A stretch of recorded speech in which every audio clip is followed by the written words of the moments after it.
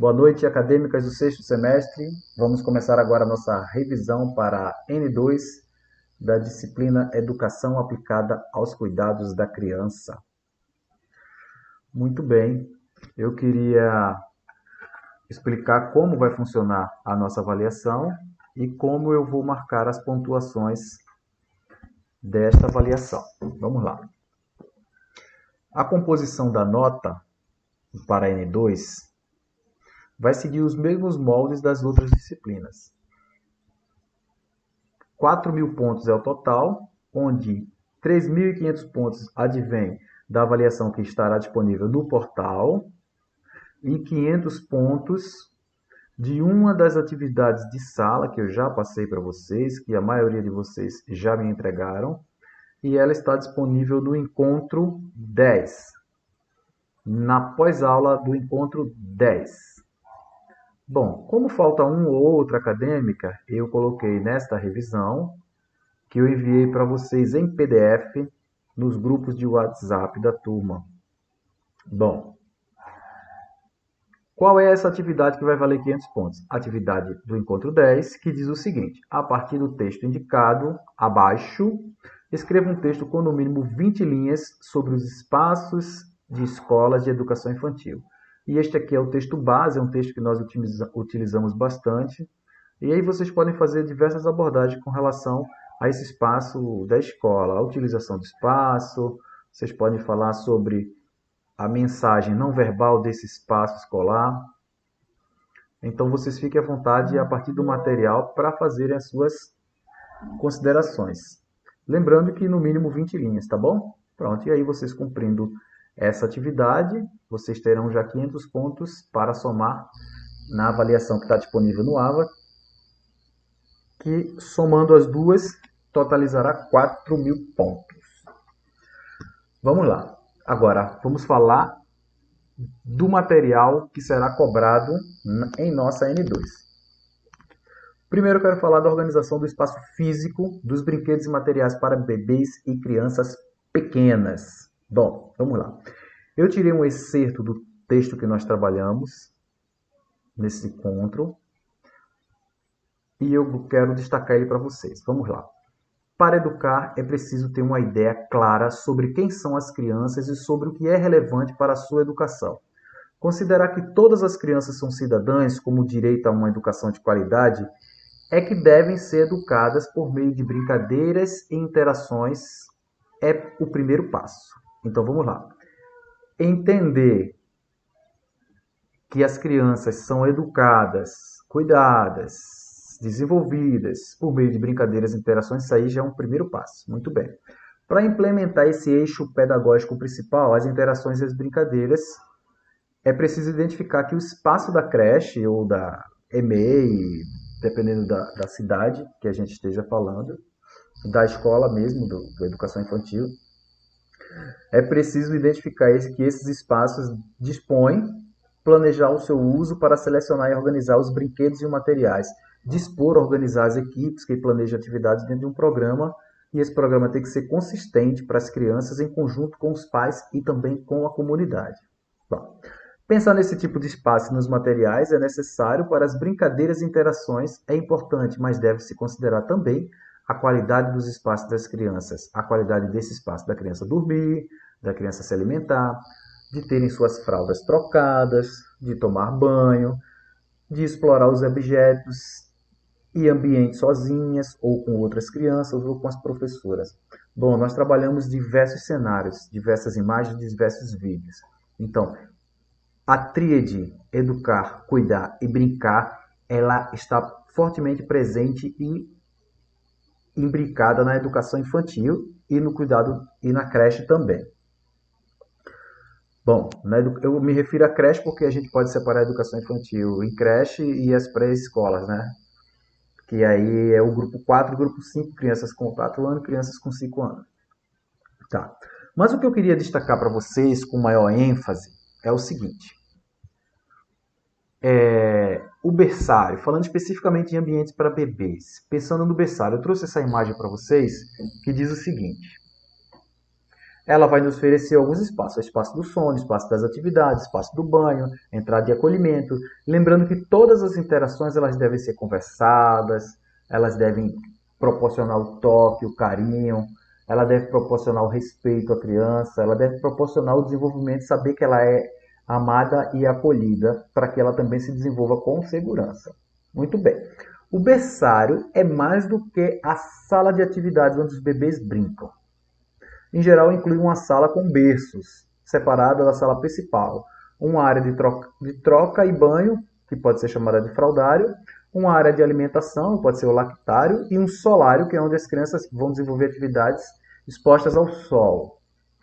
Em alguns casos, as atividades são exercidas em um único espaço, exceto no solário. Claro, e aí ela vai estar sempre acompanhada, claro. E eu queria dizer que a análise desses ambientes do berçário, que os bebês vão ter espaços e oportunidades para interagir e brincar, são apresentadas no nosso texto trabalhado, e é o texto que vai ser o referente para a nossa avaliação, em 5 segmentos. Eu queria que vocês marcassem bem esses segmentos. O primeiro deles, a gente pode chamar de entrada e acolhimento. É o local onde você vai receber a mãe, os pais, os responsáveis que vão trazer esses bebês.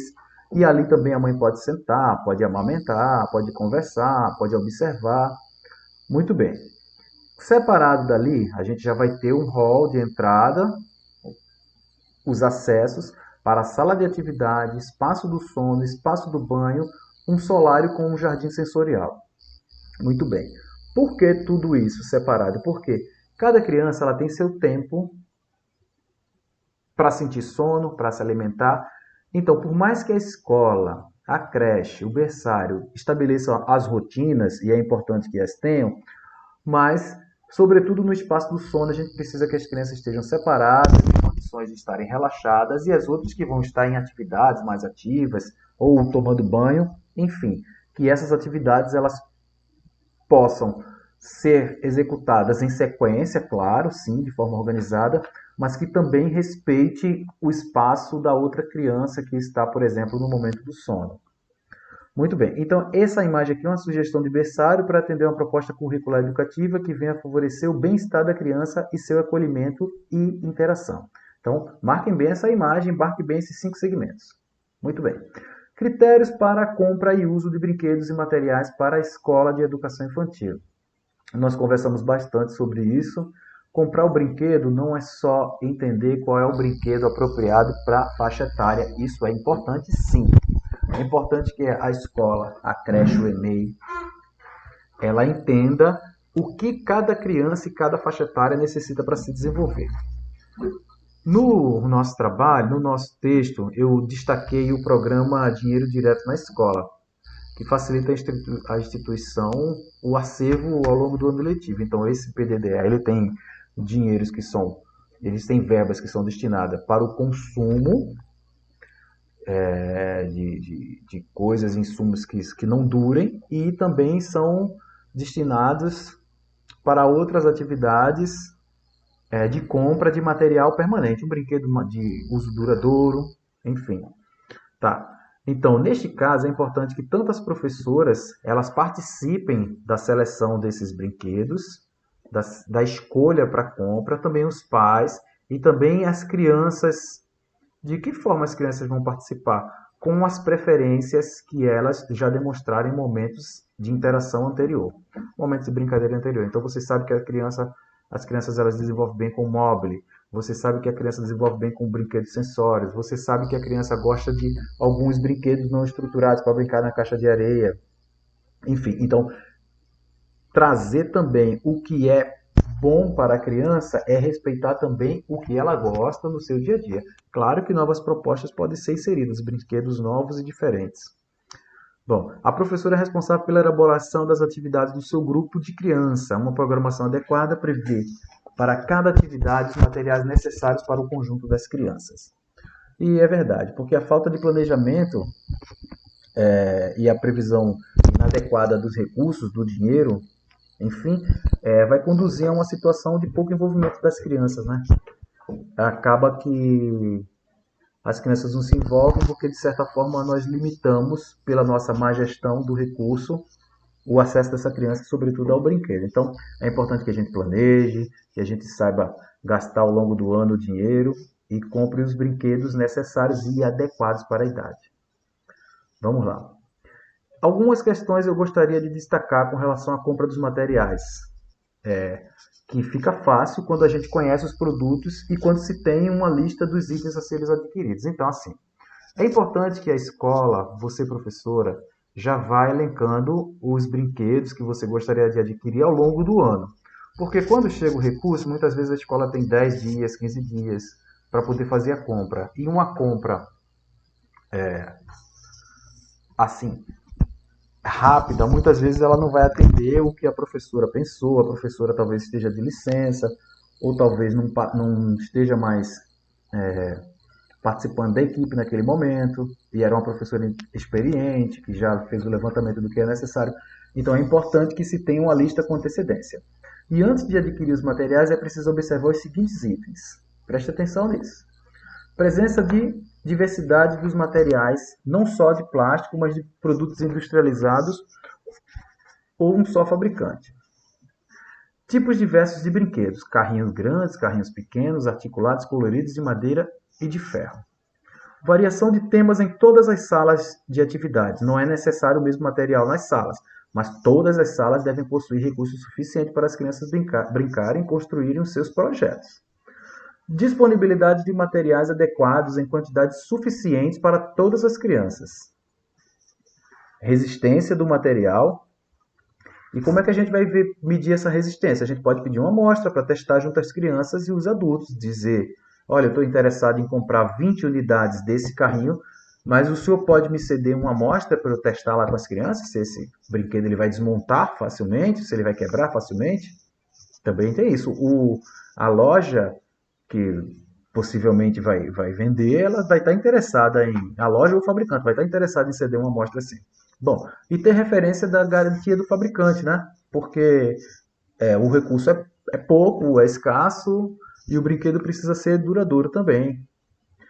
Também é importante que a construção dos brinquedos e materiais sugeridos pela própria instituição de educação infantil ou por artesão da comunidade deva ter os mesmos critérios de qualidades utilizados para a escolha de brinquedos industrializados. Então, assim, uma boneca de pano, aqueles carrinhos que são feitos pelos artesãos locais, alguns deles eles têm cadastro e pode efetuar a venda, emitindo recibo, ou às vezes o recurso ele vem pela Associação de Pais e Mestres, e só basta um recibo com o CPF ou CNPJ daquele artesão para que a compra seja efetuada, mas tem que se entender o critério. Por exemplo, brinquedos voltados para criança pequena. Como a criança está na fase sensório, de 0 a 2, vou me referir a esse grupo, ela vai pôr na boca, ela vai tender a arrancar. Então o brinquedo deve oferecer uma resistência mecânica para não ceder, né, a essas mordidas, a esses puxões, porque vocês sabem que isso acontece mesmo e nós temos que ser os mediadores e os protetores deles também. Tá bom. Falando agora da relação escola, natureza e educação infantil. Deixa eu controlar meu tempo aqui. Tá. A literatura na área das relações pessoa-ambiente esclarece que a qualidade de vida, a qualidade presente e a qualidade futura da criança exige a compreensão ecológica do seu comportamento e a otimização das relações no ambiente, preocupando-se com a definição de lugares que contribuam para a formação da identidade pessoal, das aptidões e das competências individuais. Bom, entre outros. Entre essas principais indicações encontra-se, vamos lá, preste atenção. Valorizar o contexto sociocultural em que se encontra o empreendimento, visto que haver variações individual e cultural no uso das interpretações do meio ambiente. Por que tudo isso? Porque a relação escola-natureza, ela vai promover para a criança a possibilidade de interagir com o meio natural. E a escola e esse ambiente onde é proporcionado essa relação, essa inter-relação natureza-criança, ela vai passar uma mensagem não verbal para a criança de sustentabilidade, de respeito ao meio ambiente, e aí vocês podem desenvolver diversos projetos e atividades com relação a isso. Mas vamos lá, para essas principais indicações. A primeira é valorizar o contexto sociocultural. Então a gente tem que entender qual é o contexto sociocultural que aquela escola está inserida para que a gente respeite e trabalhe as suas especificidades. 2. Considerar o caráter único de cada empreendimento, pois apesar da experiência humana ser acumulativa, a prática adequada a um local pode não ser apropriada ao outro local. Então, se você vem de uma escola de um outro bairro, um bairro de periferia, a prática que você teve naquela escola é interessante que você converse com os outros que já estão ali há mais tempo para entender se é apropriada, se é uma prática que será bem aceita, porque a mesma prática em ambientes diferentes provavelmente oferecerão resultados diferentes. Terceira observação: promover a criatividade, a variação, a participação, exploração e testagem, estimulando a fantasia e a iniciativa. Então, veja, estamos num ambiente da natureza, estamos num ambiente externo onde proporcionamos essa conexão da criança, da educação infantil com a natureza. Precisamos fazer isso também de forma lúdica. Eu lembro que eu passei um vídeo para vocês, onde as crianças tinham um caixote, esses caixotes eles tinham madeiras de diversos tamanhos, e cada criança ela fazia daqueles seus caixotes, daquelas suas madeiras, elas faziam brinquedos diferentes, elas pensavam nos seus brinquedos, elas agiam, elas davam vida, elas davam... Qual é a melhor palavra? Eu estou tentando lembrar da Kishimoto. Elas davam papéis, essas palavras, elas davam papéis para que aqueles gravetos, aqueles troncos, eles pudessem ser, no mundo imaginário, no mundo de faz de conta, participantes da sua brincadeira. E em outro momento, não, eles pegavam aquele tronco, utilizavam como tronco, ou fazia algum balanço, enfim, usava para bater, para produzir um som, para sentir a textura. Joia. 4. Oportunizar tanto a interação social quanto a privacidade. Então, nos momentos as crianças brincam juntas, se respeitando, desenvolvendo afeto. Em outros momentos elas estão se desenvolvendo sós, com a sua privacidade, com o seu ritmo. Todos precisamos de momentos sós, inclusive as crianças. 5. Possibilitar o contato das crianças com objetos, lugares e possibilidades de ação sem a constante intervenção e a presença do adulto. Claro que a gente deve ficar de olho, mas a gente também deve permitir momentos de liberdade que ela possa se desenvolver sozinha, fazer as suas explorações. E aí nós temos que ficar próximo para poder oferecer segurança nessa exploração. 6. Permitir o engajamento ativo, ou seja, o envolvimento ativo no meio ambiente, aproveitando o desenvolvimento, o senso de natureza inerente às crianças. E aí a gente aproveita para trabalhar as questões dos bichinhos que vivem na terra, dos bichinhos que vivem nas árvores, dos bichinhos que vivem na água, dos bichos que são domésticos, como o cachorro, o gato, os bichos que são selvagens, como a capivara, aqui no nosso estado do Mato Grosso do Sul. Então, são essas questões que essa interação escola-natureza a gente pode possibilitar experiências para as crianças se desenvolverem. 7. Possibilitar as crianças participarem do planejamento local. Isso aqui também é muito importante porque elas vão se sentir partícipes do meio, partícipes da escola, partícipes da atividade e cria um senso de vínculo, né? um sentimento de pertença com a identidade local. 8. Reconhecer que ambientes planejados para crianças também são ocupados por adultos, cujas necessidades também precisam ser previstas e atendidas. Então, reconhecer que os ambientes planejados para as crianças, eles também são ocupados por adultos. Então, a gente vai ter as necessidades também dos adultos e também das crianças. Nesse momento de interação, a gente precisa entender que a professora, o professor, a auxiliar, no seu momento de interação criança-natureza, a gente precisa ter possibilidades também de interação para o adulto. Por exemplo, se você vai ficar muito tempo lá, você pode, em algum momento, ter um lugar para sentar, um tronco que seja um pouco mais elevado. Se você vai brincar com as crianças e vai passar por dentro dos pneus, que seja um pneu um pouco maior.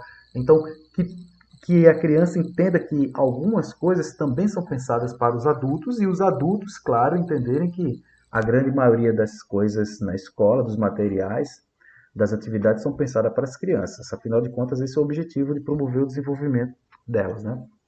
Bom, então dá maior atenção às características sociofísicas dos ambientes e as relações entre estes e a criança, garantindo a ela a oportunidade do contato com esse espaço variado, tanto construído pelo homem quanto os espaços naturais.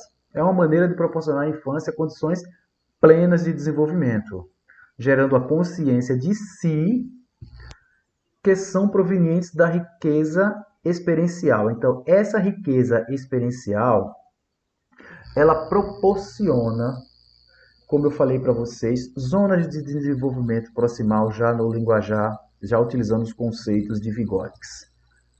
Zonas de desenvolvimento proximal para que a criança ela se desenvolva no seu aspecto cognitivo, socioafetivo, psicomotor, e você, professor, você, professora, possa ser o mediador desse desenvolvimento.